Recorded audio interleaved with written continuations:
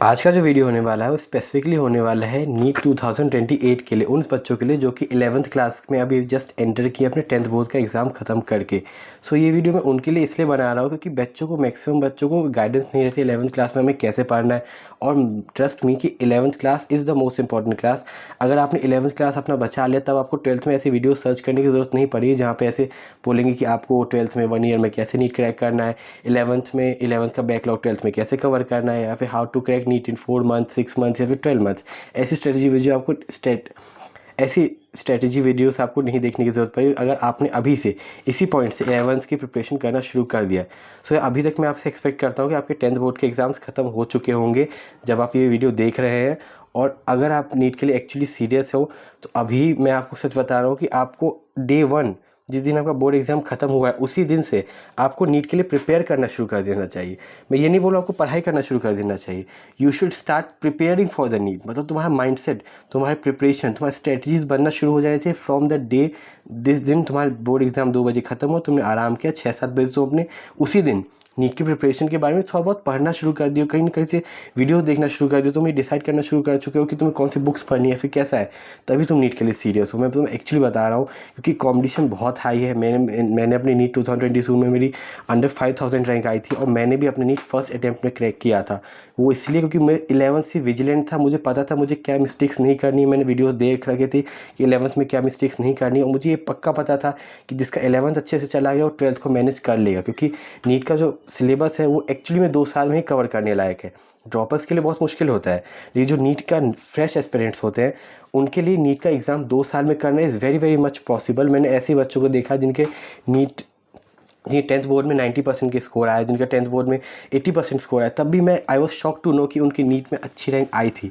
Like they were selected in their first attempts. क्यों? क्योंकि NEET का एग्ज़ाम 2 साल is more than enough to prepare for this exam. ये exam कोई rocket science नहीं है, इस एग्ज़ाम में सिंपल आपको पढ़ना है। It's just a game of elimination. आपको बस ये मेक श्योर करना है कि आप कुछ मिस्टेक्स ना करो जो मैं इस वीडियो में डिस्कस करने वाला हूँ। आप अगर उन मिस्टेक्स को नहीं कर रहे हो तो आई कैन गारंटी यू कि आपका नीट में पक्का सिलेक्शन हो रहा है, 11th के साथ 12th के साथ हो रहा है, और आप बोर्ड एग्ज़ाम भी दे पाओगे, इजीली मैनेज कर पाओगे, और आपको लाइफ में लाइक ड्रॉपर वाला फेज़ में नहीं जाना पड़ेगा। और क्योंकि मैं बता रहा हूँ कि ड्रॉपर वाला जो फेज़ होता है, अगर आप अभी 11th में हो, आपको लग रहा होगा कि आप अभी चिल हो, लेकिन भगवान ना करे अगर आप एक बार ड्रॉपर बन गए तो आपकी लाइफ बहुत ही ख़राब होने वाली। क्योंकि ड्रॉपर को अपने पहले सबसे पहले उसको सेल्फ कॉन्फिडेंस चला जाता है। एज अ फ्रेशर आप अगर सिलेक्ट होते हो तो इफेक्ट है कि जो रैंक्स होते हैं फ्रेशर्स ही निकालते हैं, और ड्रॉपर्स के सिलेक्शन ज़्यादा होता है, पर जो रैंक्स होते हैं जनरली वो फ्रेशर्स ही निकालते हैं। यही ट्रुथ है, यही सत्य है, और ये आप कहीं भी, ये कोई भी बंदा इसको डिनाई नहीं कर सकता। क्योंकि जो ऑल इंडिया रैंक 1 होता है, 2 होता है, 1 to 100 होता है, वो हमेशा जनरली फ्रेशर्स का ही होता है, क्योंकि उनका जोश होता है, उनके पास टाइम होता है अच्छे से 2 साल में पूरा सिलेबस पढ़ने का। They are fresh in their memory, तो उनका 12th क्लास भी फ्रेश रहता है, तो they are easily able to go through this. So ये वीडियो ज़्यादा कुछ स्ट्रेटेजी वाली नहीं होनी चाहिए, rather it will be more of a orientation video, जहाँ पे मैं आपको बताऊंगा कि अगर आपने अभी 11th में एंटर किया है और आपको 11th 12th कैसे अच्छे इफेक्टिवली मैनेज करना है, क्या मिस्टेक्स है जो आपको नहीं करनी है अगर आपको नीट का फर्स्ट टाइम में सिलेक्शन चाहिए। और मैं अभी फिर से रिपीट कर रहा हूँ, कोई भी बड़ा रॉकेट साइंस नहीं, बस आपको कुछ पॉइंट्स हैं जो आपको याद रखने, चाहो तो अपने साथ कॉपी पेन रख लो, उनको नोट डाउन करोगे, अगले 2 साल में आपको बार बार हो सकता है इस वीडियो में वापस आना पड़े, या फिर ये पॉइंट्स आपको याद आएंगे जब आप एक मिस्टेक कर चुके होगे या फिर आप करने वाले होगे। चाहूँगा आपको ये बातें याद आए कि नहीं ये मेरी मिस्टेक है, इसको उसी वक्त आप रेक्टिफाई करोगे। समझदार वही होता है जो दूसरों की मिस्टेक से सीखता है, रेदर देन खुद मिस्टेक करता जाओ सीखे, राइट। तो मैं आपको सर्टेन फैक्ट्स बताना चाहता हूँ उनके, और उनका मैं रीजनिंग भी आपको बताऊँ क्यों ऐसा है।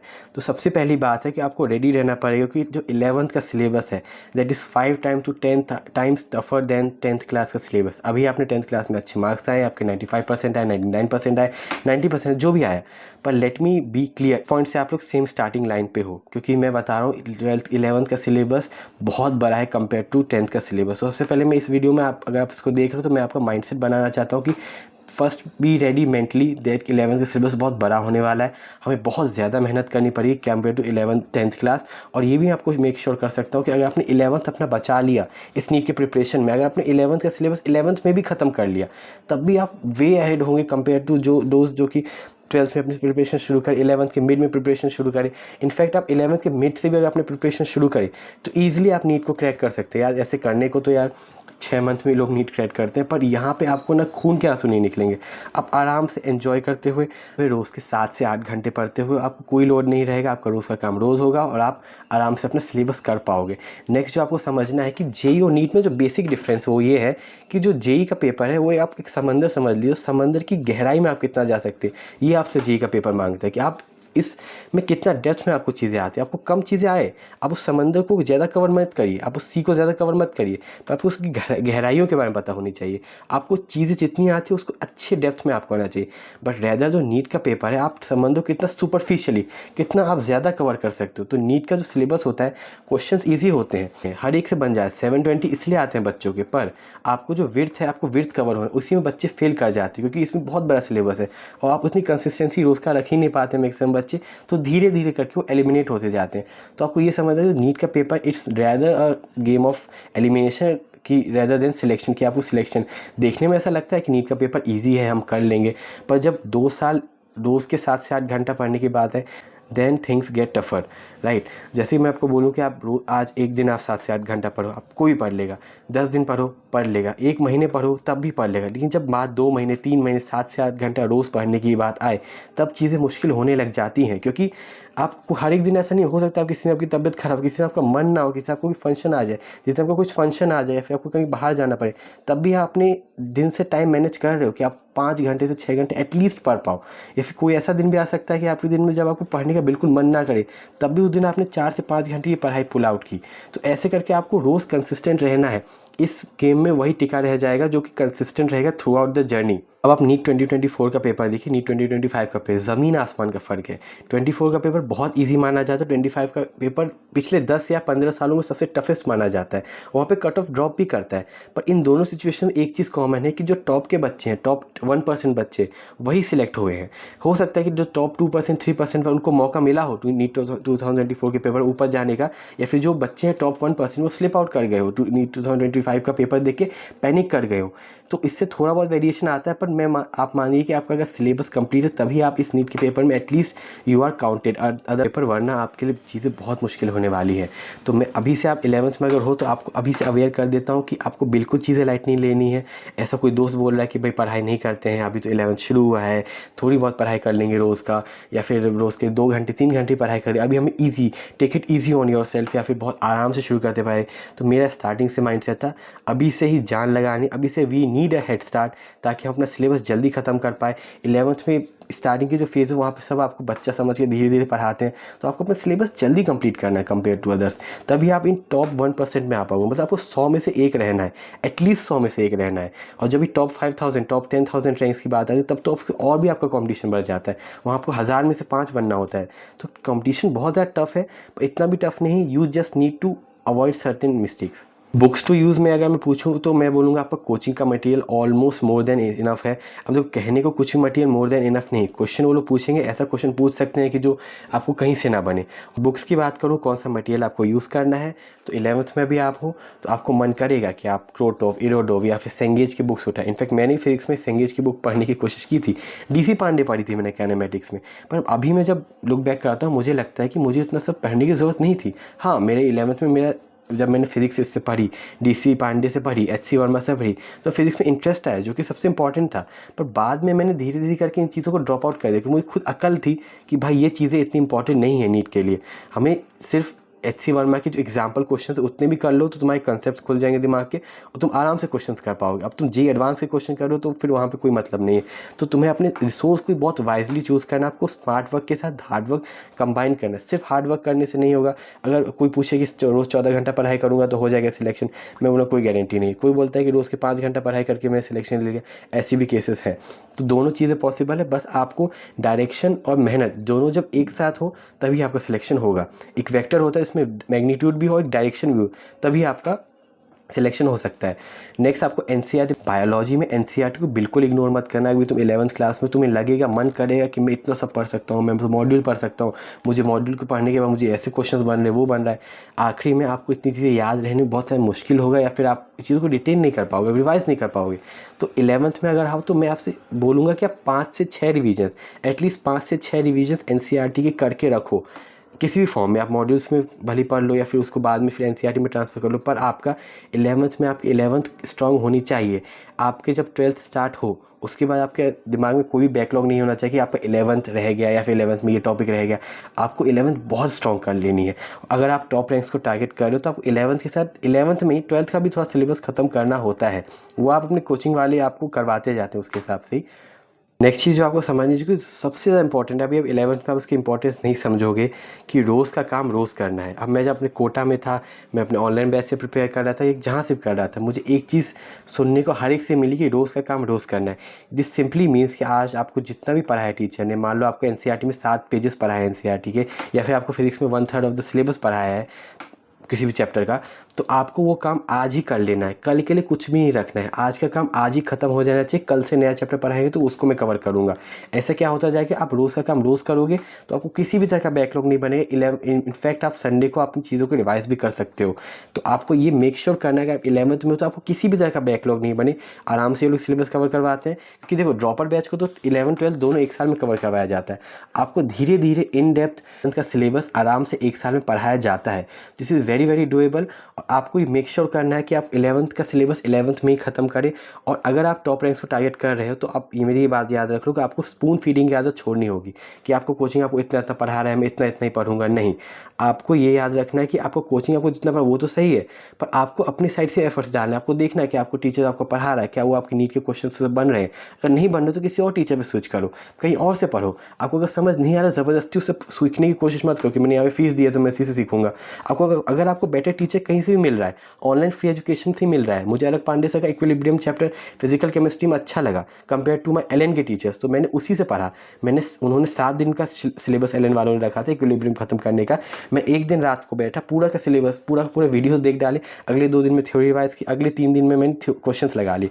तो उन्होंने 7 दिन में सिलेबस खत्म करवाया, मैंने 6 दिन में अपना इक्विलिब्रियम फिजिकल केमिस्ट्री का सिलेबस खत्म कर दिया। मेरा एक दिन एक्स्ट्रा भी था, उस दिन मैं एंजॉय भी कर सकता था, या फिर उस दिन मैंने हो सकता है कि कुछ नया चैप्टर शुरू कर दिया हो, या फिर मैं चीज़ों को प्लान ही कर रहा हूँ। तो ये है कि आपको थोड़ा सा कोचिंग से आगे रहने की कोशिश करनी है। अगर आप अपने कोचिंग से आगे नहीं हो तो एटलीस्ट मेक श्योर करिए कि अपनी कोचिंग का काम रोज़ का रोज़ ख़त्म कर ही ले। अगर आप ये नहीं कर रहे हैं तो ट्रस्ट मी यार कि आपका सिलेक्शन नहीं हो रहा है, क्योंकि आप एक दिन का काम छोड़ के, मतलब आपने एक दिन 6 घंटे का काम छोड़ दिया, अगले दिन आपको 12 घंटे काम करने पड़ेगा। 2 दिन का काम छोड़ दिया, आपको अगले दिन 18 घंटे काम करने पड़ेंगे। ऐसे करते करते एक दिन ऐसा आएगा जब आपको 24 घंटे से भी ज़्यादा का काम होगा 24 घंटे के अंदर, एक दिन के अंदर, जो कि आप कर ही नहीं पाओगे। और आपका बैकलॉग आपको इतना बड़ा बोझा बन जाएगा। फिर आप 12th क्लास में क्वेश्चन सर्च करोगे कि 11th में 12th की पढ़ाई, 12th में 11th की पढ़ाई कैसे ख़त्म करें, या फिर वो उस तरह के वीडियोस। तो आपको इस हालत में नहीं पहुंचनी, तो रोज़ का काम रोज़ कर लो। 11th में बस इतना याद रखो, रोज़ का काम रोज़ करना है। अगर आप थोड़ा सा अच्छा रैंक टारगेट करो, अगर रोज़ का काम आपका रोज़ हो रहा है और आपके पास थोड़ा एक्स्ट्रा टाइम बच रहा है, तब आप अपना थोड़ा सा एक्स्ट्रा एज जा सकते हो, आपने एक्स्ट्रा सिलेबस पढ़ सकते हो, या फिर 11th में आप थोड़ा सा 12th पढ़ सकते हो। नेक्स्ट जो चीज़ है वो है कि लाइव क्लासेस हमको देखनी चाहिए, रिकॉर्डेड क्लासेस। तो यार इस पूरा एक सब्जेक्टिव ओपिनियन है कि कुछ लोगों को लाइव क्लासेस ज़्यादा बेटर लगती है, कुछ लोगों को रिकॉर्डेड क्लासेस ज़्यादा बेटर लगती है। पर मैं बोलूँगा कि पर्सनली मैं रिकॉर्डेड लेक्चर्स देखना ज़्यादा प्रेफर करता था। उसके रीजंस कुछ ये थे कि पहले तो लेक्चर्स जल्दी ख़त्म हो जाते थे। नेक्स्ट जो फैकल्टीज़ होती है, एक्सपीरियंस फैकल्टीज़, उनको पता हो कि बच्चों को जनरली किन पॉइंट्स पे डाउट आएगा, तो वो जनरली उन डाउट्स को कवर कर देते थे। लाइव क्लासेस में आपको ऐसा नहीं कि आपको आपके डाउट्स लाइव क्लासेस में क्लियर हो रहे हैं। इनफैक्ट आपको कुछ क्वेश्चन समझ नहीं आ रहा है तो वो भी वो वापस समझा दे। उनको पता है ये क्वेश्चन मुश्किल है, तो वो आराम से वो क्वेश्चन को करवाते हैं। वो हर एक पॉइंट्स को पॉइंट आउट करते हैं, उनको पता है तो बच्चों को एग्जैक्टली किन पॉइंट्स पे डाउट आने वाला है। तो मैं इवन इफ आप अगर लाइव क्लासेस देख रहे हो, इट इज़ ओके। ऐसा कोई हार्ड एंड फास्ट रूल नहीं कि लाइव क्लासेस देखने की रिकॉर्डेड क्लासेस देखने। लाइव क्लासेस से भी आप आराम से सिलेक्शन ले सकते हो। आपको इवन कंसिस्टेंसी ज़्यादा रहती है लाइव क्लासेस में। अपने डाउट्स कुछ हो सकता है बच्चों को चीज़ें समझ ना आए, तो अपने लाइव क्लासेस से समझ सकते हैं। पर मुझे प्रेफर हुआ कि मैं रिकॉर्डेड क्लासेस चीज़ों को समझ पा रहा था।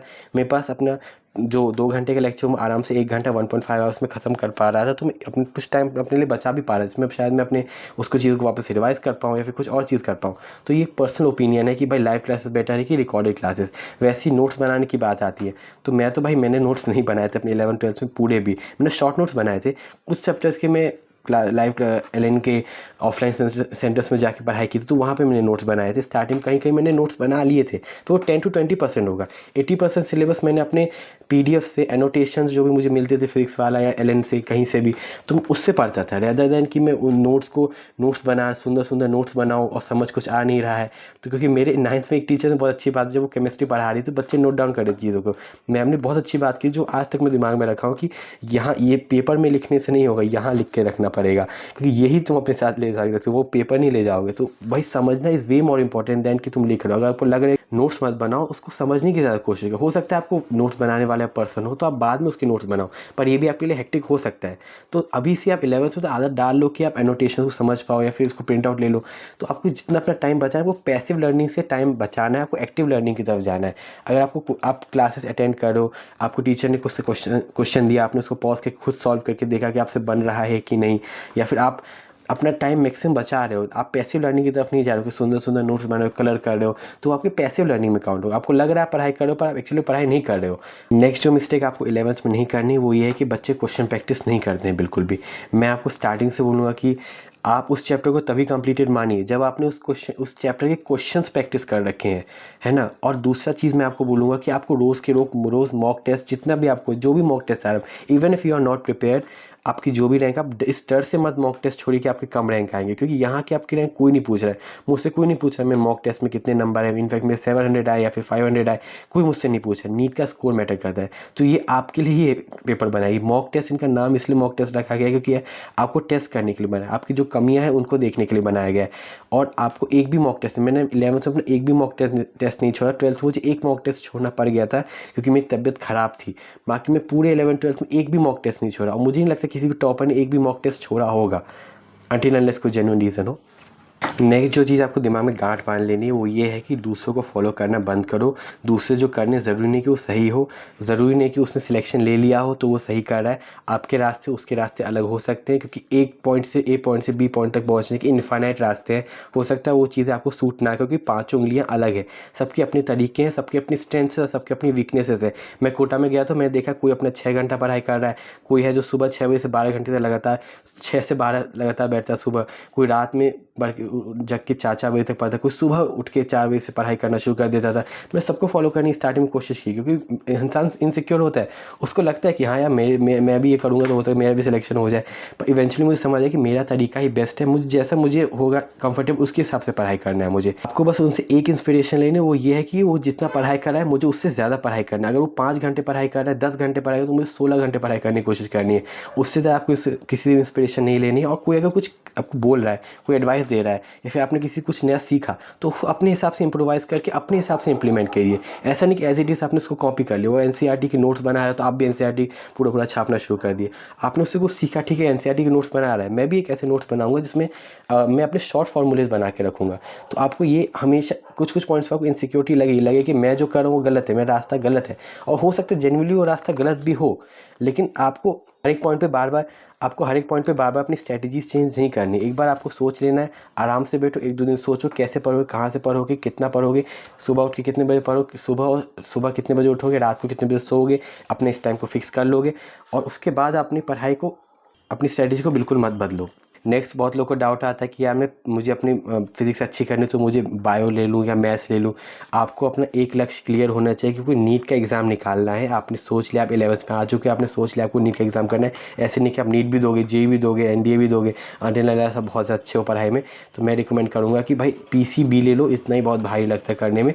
मैथ्स ले लोगे तो बहुत ज़्यादा चीज़ें मुश्किल हो सकती हैं तुम्हारे लिए, तो अपने लिए क्यों फालतू में अपना रास्ता मुश्किल करना, क्यों फालतू में एक्स्ट्रा बोझ लेके चलना।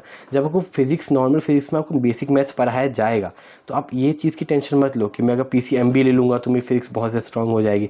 आप सिंपल पीसीबी से भी अच्छी रैंक आराम से क्रैक कर सकते हो, तो इसमें कोई सी दिक्कत नहीं, को पीसीएमबी ही लेना है। अब इस वीडियो को मैं एंड करना चाहूँगा ये कहते हुए कि देखो यार, मैंने ये सारी बातें बोली है ना, और ये सारी आइडियल सिचुएशंस है ना जो तुमको करनी चाहिए। 11th का सिलेबस 11th में करना ही चाहिए, पर हो सकता है इन सब पॉइंट्स में आपको कहीं कहीं दिक्कतें आए। मैं भी अपनी चीज़ें उस टाइम पे कंप्लीट नहीं कर पाया, सच बताऊँ तो मैंने भी 11th का सिलेबस 11th में कंप्लीट नहीं कर पाया था। ऐसा नहीं कि मैं पूरा 11th का सिलेबस नहीं कर पाया था, पर मैं 11th का ऑलमोस्ट मैं बोलूँगा 5 से 10% मेरा भी 11th में छूट गया था। मैं 11th में मैं आखिरी के जो साउंड वाला चैप्टर है, चैप्टर में 14-15 साउंड और वेव्स वाला चैप्टर, वो मैंने निपटा लिया था। मेरे वो वीक चैप्टर माने गए, आज तक वो मेरा वीक ही चैप्टर रह गया नीट तक, ठीक है। वैसे ही करके मैं बायोलॉजी कुछ चैप्टर से वो वीक रह गए। तो ऐसा नहीं कि आपको ये जो चीज़ें बोल रहा हूँ वो परफेक्शन पे रहना चाहिए, रोज़ का काम रोज़ करने को कह रहा हूँ तो थोड़ा मतलब एग्जैक्टली रोज़ का काम रोज़ ही हो सकता। 30 डेज़ में से ऐसे 1-2 दिन निकले जब रोज़ का काम रोज़ नहीं कर पाए, लेकिन अगले दिन आपको उसके लिए एक्स्ट्रा मेहनत करनी है। चीज़ें परफेक्शन नहीं रहने वाली, चीज़ें कुछ ऐसे मैथमेटिकल इक्वेशंस नहीं कि ऐसा काम होगा तो ऐसा ऐसा होगा तो ऐसा ऐसा रिजल्ट ही आएगा। चीज़ें रास्ता अलग होने वाला है, रास्ता मुश्किल होने वाला है। अभी 11th में 2 साल बहुत लंबा टाइम है, इतना भी मत पढ़ाई करने लग जाना कि आपको बर्नआउट फील होने लग जाए किसी पॉइंट पे कि मैं अब इस पॉइंट से अब पढ़ाई कर ही नहीं सकता हूँ। तो सस्टेनेबल तरीके से रोज़ का काम थोड़ा बहुत रोज़ करना है, एन्जॉय भी करना है, आराम से पढ़ना है, सब्जेक्ट को प्यार करना है ना। और इसके साथ आराम से आपको 2 साल में नीट निकल जाएगा। और आपको जो भी डाउट हो आप कमेंट से पूछ सकते हो, I will be with you. मिलता हूँ आपसे नेक्स्ट वीडियो में, तब तक के लिए टेक केयर, बाय।